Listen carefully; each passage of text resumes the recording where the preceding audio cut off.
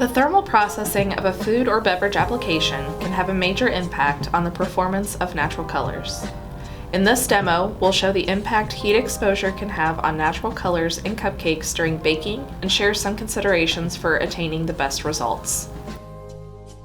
When first added to the batter, most natural colors will appear vibrant, especially when using a light base as with flavors such as yellow cake, as we are using here, or white cake. For this demo, we're using beet, spirulina, black carrot, paprika, beta-carotene, annatto, caramel color, and red radish. Because the pH of cake batter is neutral, we generally recommend not using anthocyanins, which will appear more purple or gray rather than pink or red. Options like carmine and beet are better suited for this application.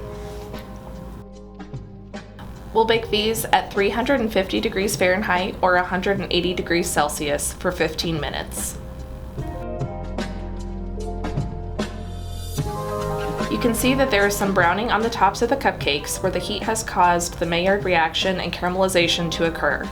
You can also see some natural colors have been degraded by the heat.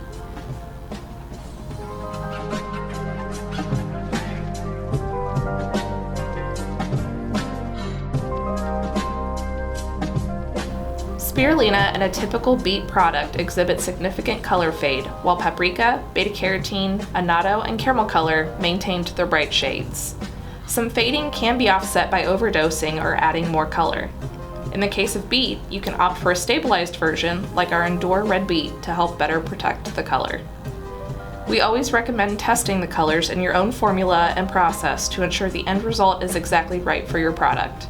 You can work with our technical team to determine the best options for your application.